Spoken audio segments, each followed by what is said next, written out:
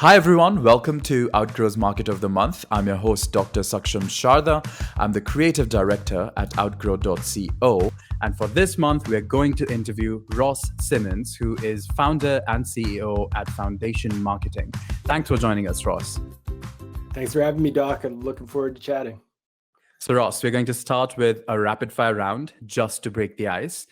You get 3 passes. In case you don't want to answer the question, you can just say pass, but try to keep your answers to 1 word or 1 sentence only, okay?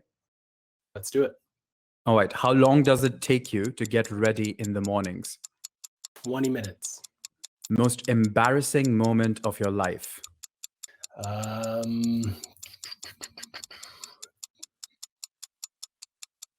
B. We're going to pass that one. How many hours of sleep can you survive on? 7. Okay. Fill in the blank. An upcoming marketing trend is blank. TikTok. The city in which the best kiss of your life happened? Halifax, Nova Scotia. Pick one. Mark Zuckerberg or Jack Dorsey? Zuckerberg. The first movie that comes to your mind when I say the word ambition? American Gangster. When did you last cry and why? 8 years ago when my grandfather died.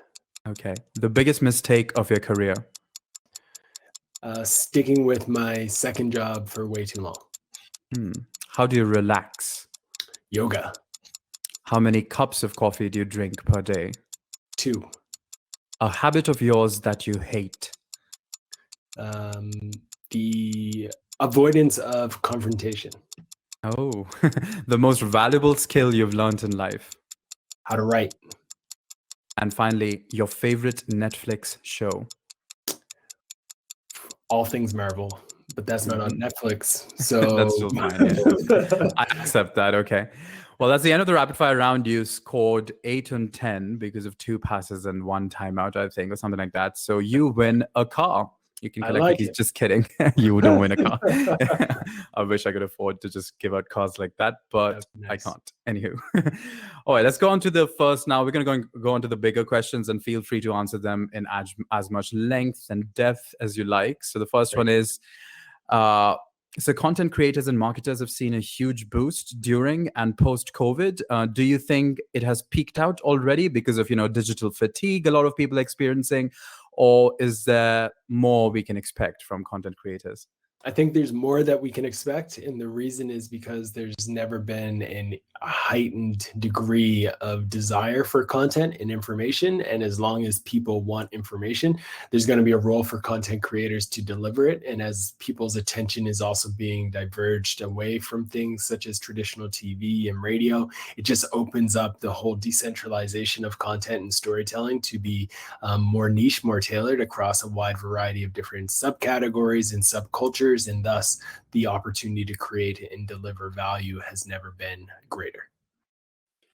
And what is one thing that you are planning to do or that you're already doing, keeping a post-COVID environment in mind? Yeah, creating content across multiple platforms is really one of the key priorities at this moment for myself and the clients we're working with. It's recognizing that a piece of content shouldn't live and die on just one platform. It should survive and thrive on other platforms as well. One YouTube video, one podcast, one blog post can ultimately become multiple assets in different channels. So recognizing that and embracing it is definitely a focus and an emphasis for us. And how about TikTok? You mentioned TikTok as an emerging marketing trend. Are you doing something on TikTok? Do you have a strategy, et cetera, et cetera?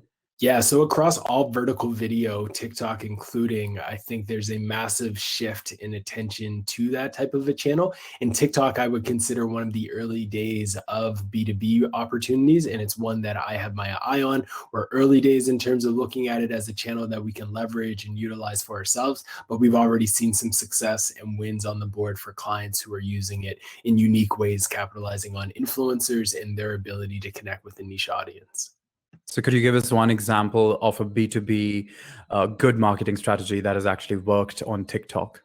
Yeah, so I think what we have recently started to do is find influencers who have a very niche audience and they're speaking about something like marketing, and then reaching out to those influencers, partnering with them and actually collaborating on the creation of new content for those brands. So you recognize, like, you might not be natively fluent in TikTok approach and best practices, but you get an influencer to create content on your behalf and for your brand, and you can reach their audience. So what we have started to do is actually partner with these influencers in these specific sections. And what people often underestimate is the fact, like, there are TikTok influencers today who have experience in details in everything from real estate all the way through to software, through spreadsheets. We found one influencer for a client in the world of HVAC. Like, there's a wide range of different subjects that are being covered by these influencers. And if you can partner with them, you can unlock some amazing returns.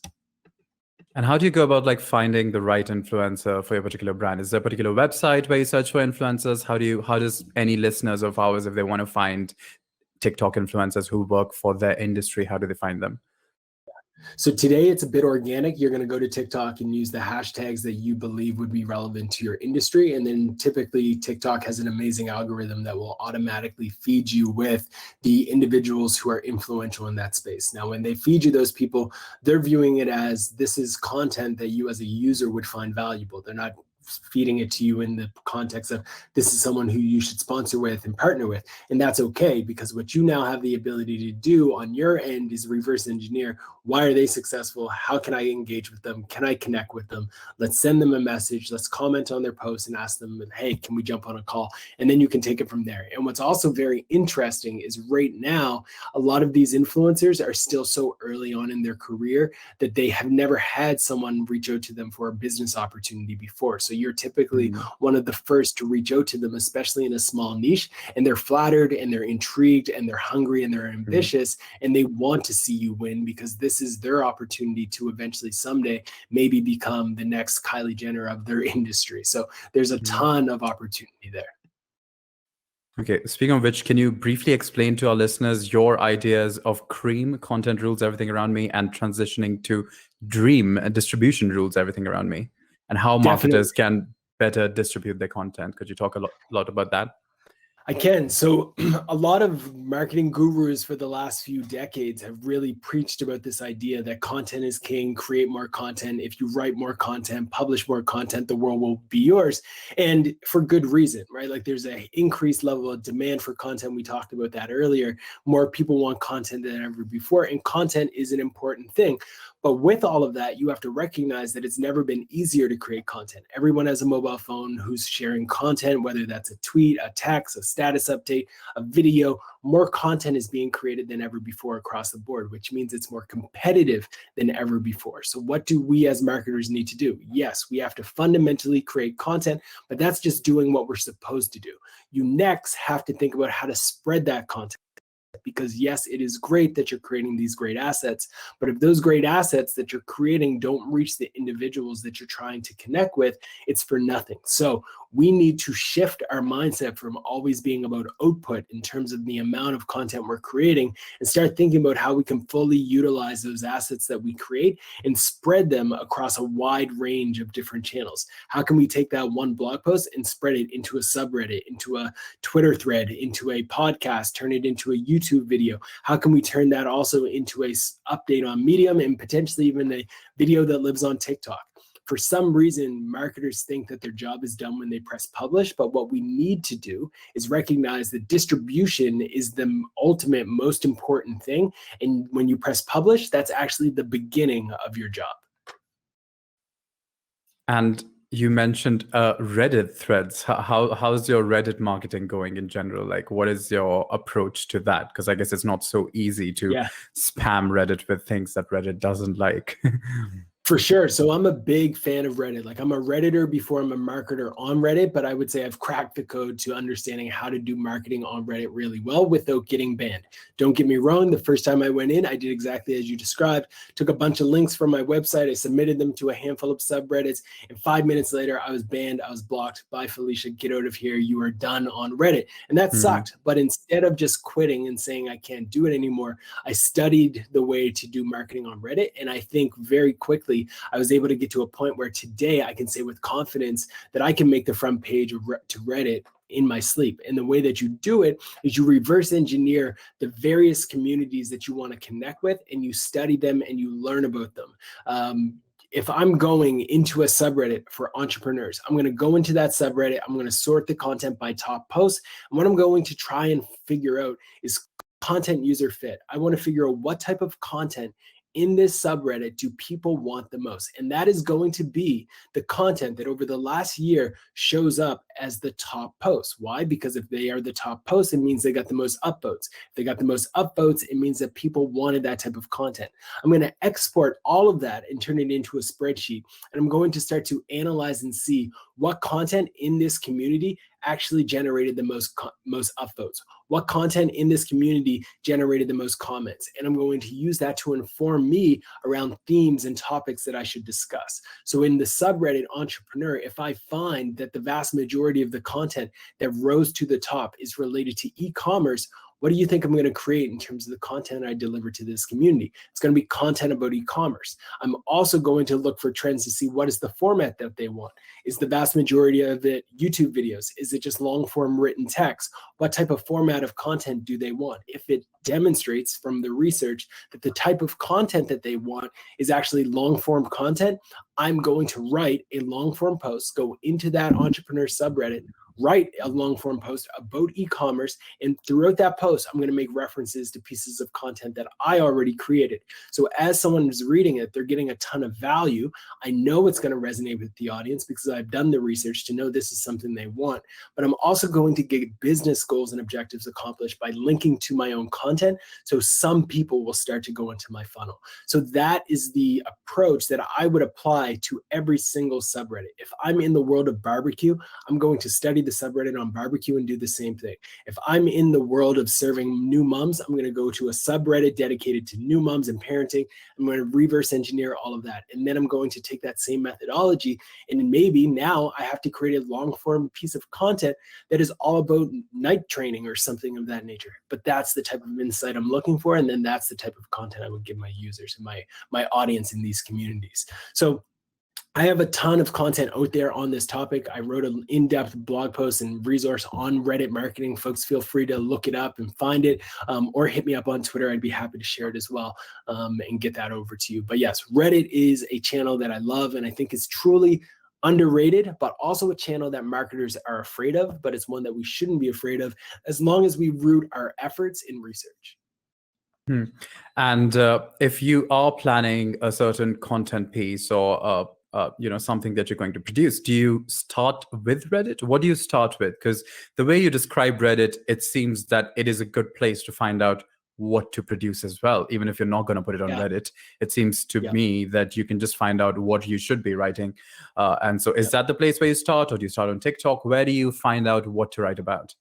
Yeah, it starts in any community where your audience is spending time. So it could be a subreddit, it could be a Slack community, it could be a Facebook group, it could even be the Google search engine like results page. So like when you look at the SERP and you're analyzing what content shows up, all of those things can give you an insight into what type of content you should create. So the way that I approach all content creation is essentially starting with what is the overarching goal that we want to accomplish. If the goal that we're looking to accomplish is brand awareness and generating some buzz and traction across our community and our industry, then I'm going to reverse engineer channels where that can happen, such as TikTok.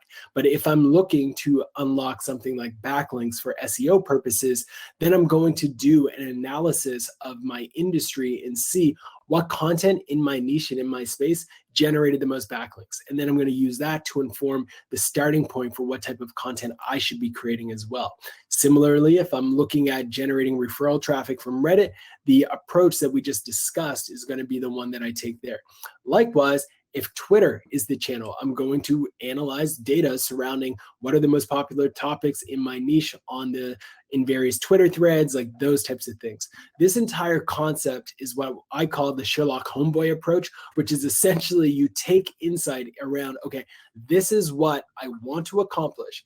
A bunch of people have already accomplished certain elements of this. whether it was organic, whether it was intentional or not, I'm going to put on my Sherlock Holmes approach and try to reverse engineer how they got success. I'm going to study it. I'm going to look for trends. I'm going to analyze it. And then I'm going to make recommendations based off of it. So similarly with podcasting, similarly with YouTube videos, it all comes down to researching based on where your audience is and the kind of content that they want. So it's surprising that you don't call your company elementary marketing, you call it foundation marketing. Shouldn't Exactly. it be? So what's the aim behind establishing foundation market? Tell us more about your company now, getting from Sherlock to elementary marketing to foundation marketing. To foundation, 100%. So the name foundation came from the simple belief that the foundation of storytelling comes from content. And when you look at the interactions that we have on a regular basis, it's typically just content. Like people listening to us have this dialogue right now at this moment. We're in their ears, very intimate, very real. That is a essential like piece of content, right? They're consuming content. And what we want to do at Foundation is fundamentally change the way that content is used to shape culture, specifically in our audience being B2B software companies. So what we believe truly is that content is one of the most powerful things in the world. If you think about storytelling dating back to hieroglyphics, etc., like content and stories have connected humans to the past and to the future, the ancient texts, all of those things. So we have that fundamental belief. Our goal is to be a leader in B2B marketing with our clients in influencing their content culture internally and externally. What does that mean? So my mom's still trying to figure it out, but I'll explain it to your listeners. I think they'll be able to get it very quickly. Essentially, we shape the cultures internally through content, helping organizations have a content engine where their team is able to operationalize content marketing strategies and techniques consistently and at scale. So we go in, we understand their content culture, we understand the team dynamics, we understand the way that they are producing content, the way that they're distributing content. We provide training, we provide recommendations on how they can improve it, all of those different things. In similar vein, we also work with these companies to actually create content. So we're producing and developing everything from blog posts to white papers to Reddit strategies and creating the content that goes into these communities, all the way through to distribution, where we're actually acting on their behalf, spreading that content through social media channels, sponsoring newsletters, sponsoring podcasts on their behalf, distributing those stories on their behalf, but also assisting them with ensuring that when they press publish on a piece of content, their content gets distributed through paid media channels as well. So we're a full-fledged content marketing agency, but we're a little bit more diverse than that because we also sell information products. We have books, we have courses, we have a handful of resources, and a lot more to come. So in the next few months, folks can keep an eye on our website and Foundation Labs and our various brands as we start to produce and publish some research and some other cool projects that we have up our sleeves as well. So could you tell us about one interesting or challenging client, someone you had fun working with, or some interesting campaign that you did?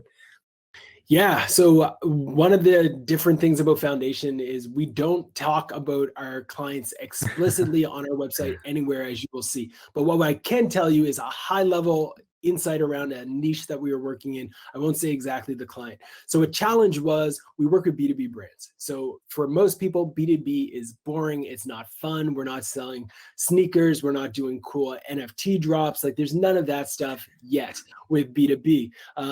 One of our clients sell dirt. And that was their business, selling dirt. So for a lot of people, you would look at that and you'd be like, how in the world are you going to sell dirt?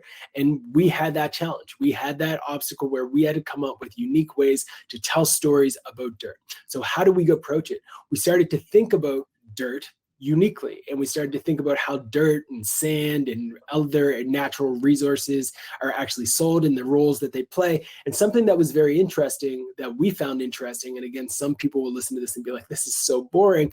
But what we found interesting is that there's different grades of sand that goes in like a golf course versus play sand that might be in your sandbox for your kid. So we started to create content around the different types of sand that are being used at the various PGA courses all around the globe, things of that nature. So those types of things are elements that are challenging because they're very boring and traditional and niche. And we have to find a way to make content and tell stories that are actually going to stand out amongst the noise when it's typically very technical and will put you to sleep. No, for sure. This reminded me of two things. The first, that if there's a market for it, it's sellable. And there's a famous phrase. There's a famous phrase. He's so persuasive he could sell sand to the Arabs, and that's what it reminded me of. Isn't that a very famous phrase? I don't remember where it comes from. An idiom. He's so persuasive he could sell sand to the Arabs or snow to the igloos. I don't know who. But for sure, I think as the more one gets into a particular niche, and that's the beauty of marketing, is that you apply fundamental concepts to every industry, and you will find that people will get interested. So I'm just thinking an infographic about the different kinds of sands used in different kind of golf courses, or like give different things, would be something interesting that I would want to read on the internet. So for sure. Yeah. Right. Yeah, exactly. It's fun. It's definitely, and we face those types of challenges every day. Like, we work with brands who do, again, the boring stuff. And while it's boring to most, we get excited every single day to collaborate and work on that type of projects, because they force you to get more creative. Like, it's easy to launch the new Yeezy sneaker, right? Like, I believe anyway. You get them to talk about it. It's relatively straightforward, but selling dirt, that's a whole new challenge. Wow. Okay. So how did your journey begin in the field of content anyway? Like, what led you here? Or did you always think you're going to be a content marketer? My journey was a lot more fun in the early days. So I started creating content about fantasy sports. So my first love and like the light bulbs went off for me when I was in university creating content about fantasy sports in my parents' basement, and people all over the globe started to read what I had to say as a 19, 20-year-old kid writing about sports. And when I started to see thousands of people reading my content, communicating on my content, I was like, this internet thing is going to last. And that's when the light bulbs went off that, okay, if I can create content about sports and reach anyone, I can probably do that for any subject, any niche.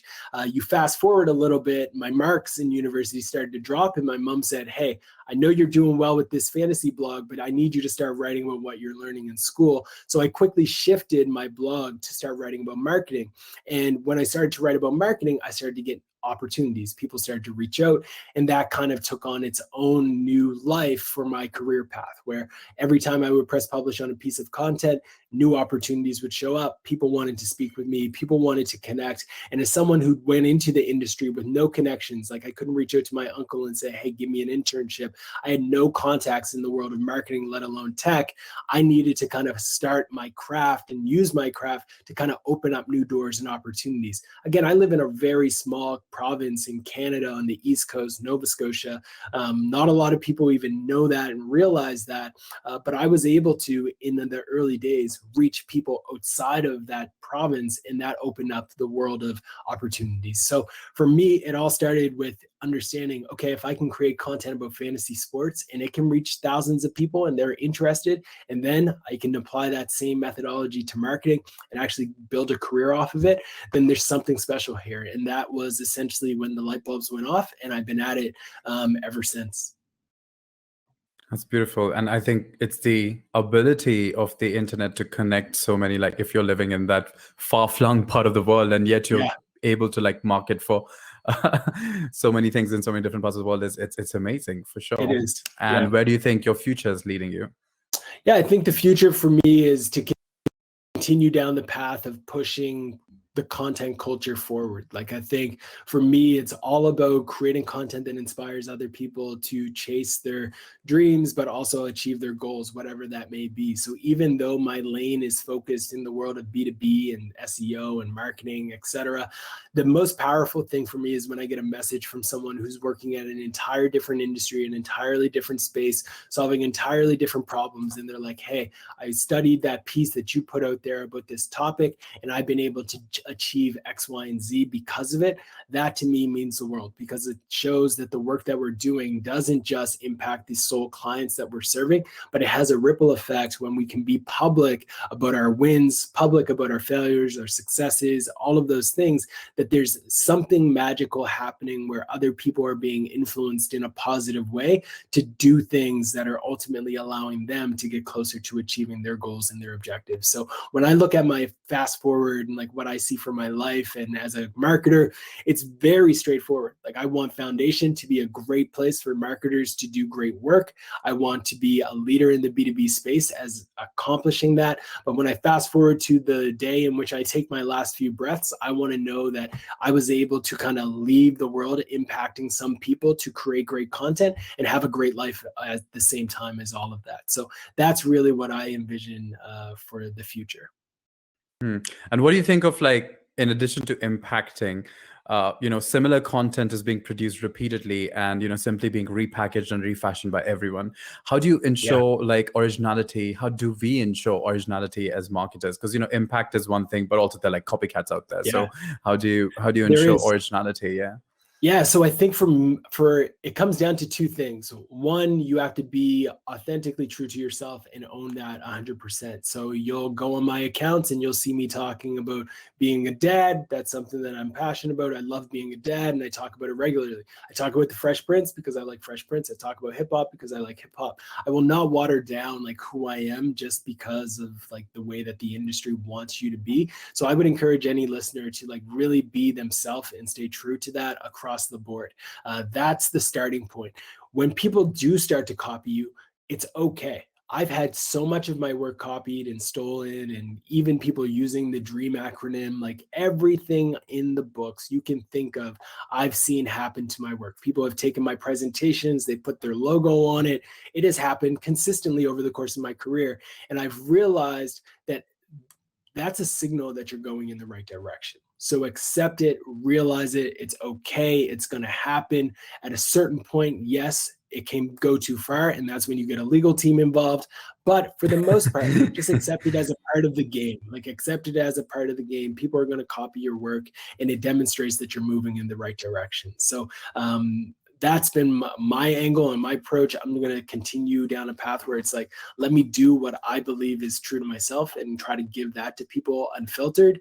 And at the same time, that originality on its own is something that I think everyone should recognize has value, because two people can resonate with completely two different people who are saying the exact same thing.